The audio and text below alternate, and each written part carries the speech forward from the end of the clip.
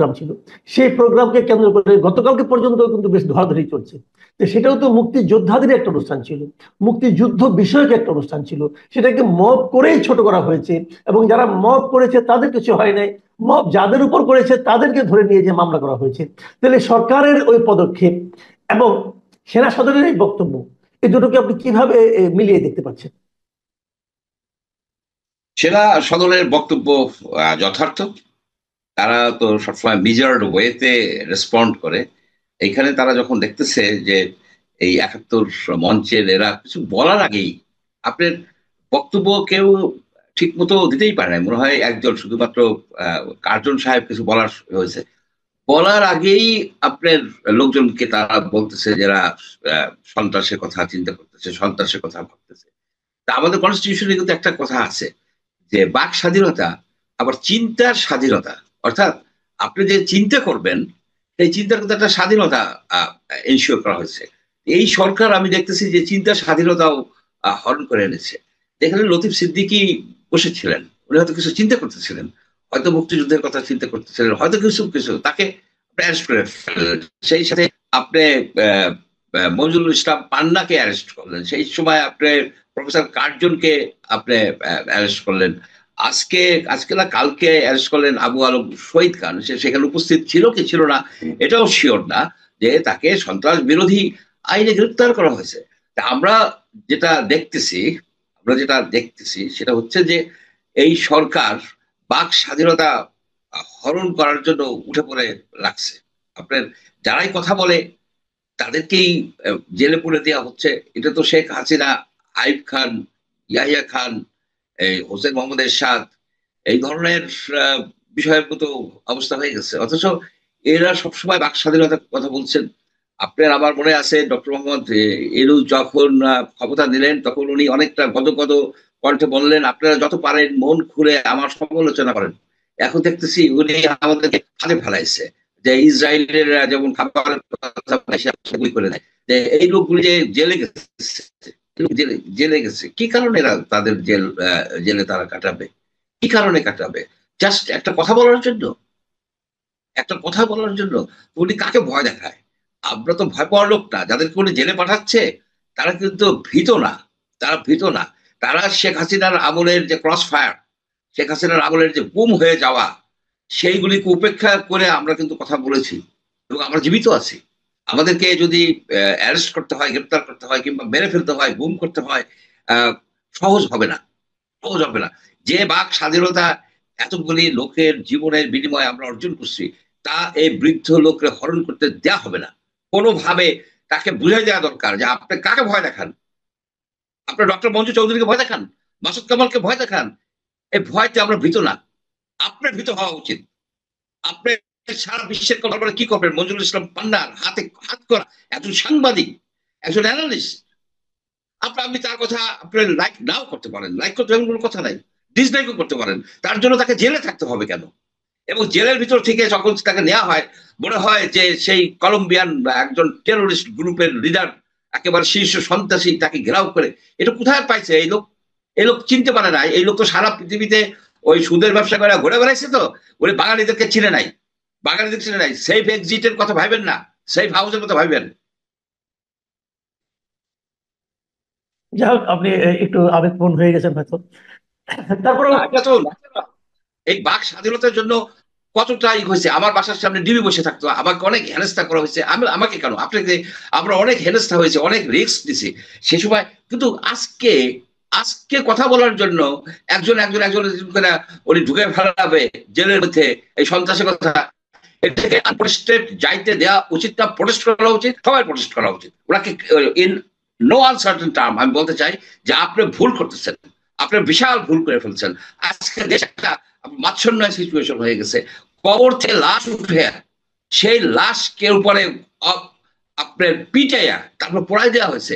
এই কলঙ্ক কি কোনোদিন কাটবে?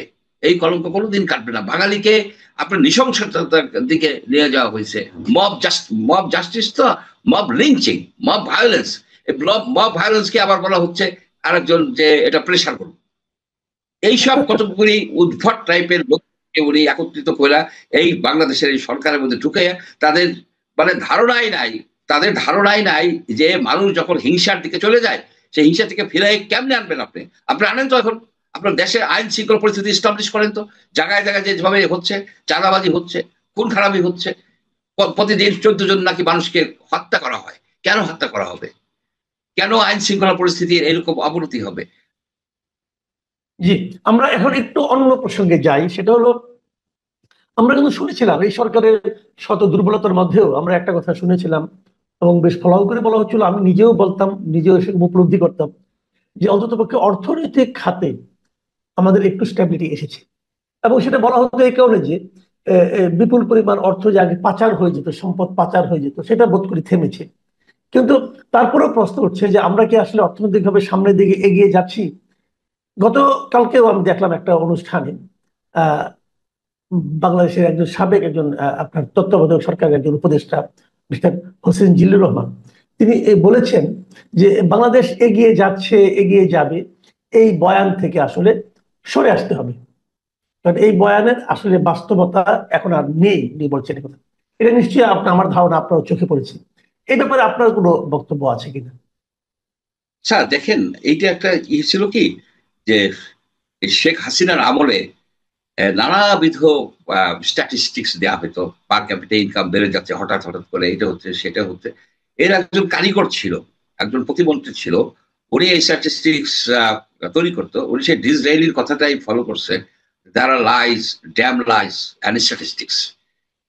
এইখানে এই সরকার আসার পরে অ্যাকচুয়ালি আমাদের জিডিপি গ্রোথ গত বছর কি হয়েছে, আমাদের পার ক্যাপিটা ইনকাম কি, এই সম্বন্ধে একটা সুন্দর একটা মানে রিয়ালিস্টিক দেওয়া দরকার ছিল, একটা মানে একটা অ্যাসেসমেন্ট দেওয়া এদের উচিত ছিল। কারণ অনেক তথ্যই ছিল বিভ্রান্তিকর, অনেক তথ্য বিভ্রান্তিকর ছিল। তো সেই হিসেবে যদি বলা হয় যে গোদামিলের উপরে দাঁড়ায় আছে, পাটাতনটা স্ট্রং না, বাংলাদেশের ইকোনমির পাটাতনটা স্ট্রং না, এটাই হচ্ছে মূল কথা। এবং দেখেন যে এই যে হতদরিদ্র লোকজন, হতদরিদ্র লোকজন, যে দারিদ্রতা বাড়ছে, 30 লক্ষ লোক নতুন করে দরিদ্র হয়ে গেছে। যেখানে কথা ছিল যে 3-0 নিয়ে উনি ল্যান্ড করলেন, 3-0, সেখানে zero unemployment, zero poverty, zero emission. এখন ঘটনা দাঁড়ালো যে সবই তো শূন্য। আপনার জিরো আনএমপ্লয়মেন্টের দরকার নাই ভাই, যে আনএমপ্লয়মেন্টটা ছিল যতটুকু ছিল ততটুকু ফিরে আনেন, যতটুকু ফিরে আনেন। আপনার লোক এই হয় কিভাবে, দরিদ্র হয় কিভাবে, সে বিষয়ে তো আপনি কোনো কথাই বলছেন না। আপনি তো কথা বলা দরকার, আপনি এক্সপ্লেন করা দরকার। আপনি এখানে বলতেছেন কোথায় কাদেরকে নিয়ে আসছেন, কতগুলি উদ্ভট উড়নচণ্ডী এই লোকজন বিদেশে বিদেশে ঘুরে বেড়ায়, যেসব লোকজনকে নিয়ে আসছে। এখানে এক ভদ্রলোক বলে বেড়াচ্ছে যে মাতার বাড়ি আর কক্সেস বাজার, মহেশখালী সব মিলে একটা বিশাল হাব হবে, সেটা সিঙ্গাপুরকে ছাড়াই যাবে। এইসব কাল্পনিক কথা বলে তো কোনো লাভ নাই। এইসব কাল্পনিক কথা বলে, এইসব কাল্পনিক কথা শেখ হাসিনাও বলছে অনেক। এই যে আপনার যে ওই এই যে নতুন যে পোর্টটা করলো, যে পোর্টটা করলো আপনার কুয়াকাটায়, এটা একটা ফেইলিওর না? এটা একটা ফেইলিওর। এটা টানেল করলো, এটা ফেইলিওর না? খালি বললেই তো হবে না যে আপনার কতটা ইনভেস্টমেন্ট হয়েছে। আপনার যারা ইন্ডাস্ট্রিয়ালিস্ট, যারা অ্যাকচুয়ালি ইন্ডাস্ট্রি চালায়, যারা বিজনেস করে, তাদের বক্তব্য মাঝে মাঝে শুনি। তারা বলে যে কিসের ইনভেস্টমেন্ট হবে, আমরা যারা ইন্ডাস্ট্রি করছি আমরাই তো ফাইসে গেছি। আমাদের গ্যাস দিতে পারে না, আমাদেরকে বিদ্যুৎ দিতে পারে না, আমাদের জ্বালানির কোনো নিশ্চয়তা নাই। সেইখানে কোন ইনভেস্টটা আসছে, কারা আসছে, গত 1 বছরের মধ্যে কারা আসছে? আমরা তো এদের কাছে বলি না যে আপনি ইনভেস্টার আনেন। আপনি কি করতেছেন? আপনি ইলেকশন দিবেন, আইন শৃঙ্খলা পরিস্থিতি ঠিক রাখবেন, যেখানে যেখানে সেইখানে গুন্ডাদের, সেই টেরোরিস্টদেরকে, সে অভিজিৎ রায়ের হত্যাকারী যারা আছে তাদেরকে আপনি ছেড়ে দিচ্ছেন, ওদিকে পোর্ট দিয়ে দিচ্ছেন বিদেশিদের হাতে। এখানে আজকে দেখলাম কিছুক্ষণ আগে বলছে যে পোর্ট বিদেশিদের হাতে থাকবে। কেন পোর্ট বিদেশিদের হাতে থাকবে? বাংলাদেশের লোকেরা পোর্ট চালাতে পারে না? এ পোর্ট কি আপনার ব্যর্থ পোর্ট? এ পোর্ট দিয়ে এক্সপোর্ট হয় না? তাকে কে বলছে যে আপনি পোর্ট এই দিবেন? আপনার কি এই কাজের মধ্যে পড়ে, টার্মস অফ রেফারেন্সের মধ্যে পড়ে যে পোর্টটা 30 বছরের জন্য আপনি দিয়ে দিবেন? আপনি তো দুদকের কেসে পড়বেন। আমি তো সাসপেক্ট করি এখানে আপনার অর্থনৈতিক সুযোগ সুবিধা আপনি নিচ্ছেন। আপনি বিরত হন। ডক্টর ইউনূসকে আমি বলতে চাই, আপনি বিরত হন। এই বৃদ্ধ বয়সে জেল খাটা কিন্তু সোজা ব্যাপার না। আপনার এই যে আবু আলম শহীদ খন্দকার, শহীদ খান, তারপরে মঞ্জুর সব পান্না, এরা ইয়াং, এরা জেলে সহ্য করতে পারবে। আপনি জেলে সহ্য করতে পারবেন, আপনি তো জেল হবে। আপনি কেন বাংলাদেশের পোর্টকে আপনি অন্যদের হাতে দেবেন টেন্ডার ছাড়া? আপনাকে কে বলছে? আপনাকে কি এটা বলা হয়েছে? আপনি দিচ্ছেন, আপনার অর্থনৈতিক কারণে দিচ্ছেন, একেবারে এটা আমাদেরই। আপনি বলছিলেন যে ইমিডিয়েটলি আপনার অ্যাডভাইজাররা তাদের সম্পদের হিসাব দিছে, তার সম্পদের হিসাব দিছে? কেউ দিছে? আপনি পারাইছেন কাউকে দিয়ে বলাইতে যে এই আমার সম্পদের হিসাব? এই যে যেসব লোকজন দুর্বৃত্ত, আওয়ামী দুর্বৃত্তদেরকে কারা আশ্রয় দেয়? আপনার অ্যাডভাইজারদের লোকেরা আশ্রয় দেয়, প্রশ্রয় দেয়, তাদের ব্যবসা বাণিজ্য দেখে, তাদের অফিসে যে বসে। আমাদের কাছে খবর আছে, আমরা এই দেশে থাকি, আপনি এই দেশে থাকতেন না, আপনি জানেন না। বাঙালিকে আপনি ভয় দেখাবেন না, বাঙালির সাথে আপনি ওই চালাকি করতে যাবেন না, চালাকি করতে যাবেন না। আপনাকে যে কাজের জন্য আনা হয়েছে, না পারলে ছেড়ে দিয়ে আপনি চলে যান, গেট লস্ট। জি, অনেক ধন্যবাদ। আমরা আলোচনা আসলে আরো লম্বা করতে পারতাম, কিন্তু আর করছি না, কারণ আমার কাছে মনে হচ্ছে আপনি একটু আবেগপ্রবণী হয়ে গেছেন, যে কোনো কারণে হোক। আসলে বাস্তবতা, এটা বাস্তবতা। বাক স্বাধীনতার জন্য আমরা এত কথা বলছি, এত রিস্ক দিছি, সেই বাক স্বাধীনতা উনি কিভাবে হরণ করে? কি, কোন, কিভাবে হরণ করে? উনি এক একটা লোককে ধরে ধরে এবং বলকে আমি জানি না। আপনি না জানেন তাহলে আপনি কেন গভর্নমেন্টের ব্যক্তি হন? জি, অনেক ধন্যবাদ, অনেক ধন্যবাদ জনাব মঞ্জুর আহমেদ চৌধুরী। আজকে আলোচনা এখানে শেষ করতে যাচ্ছি।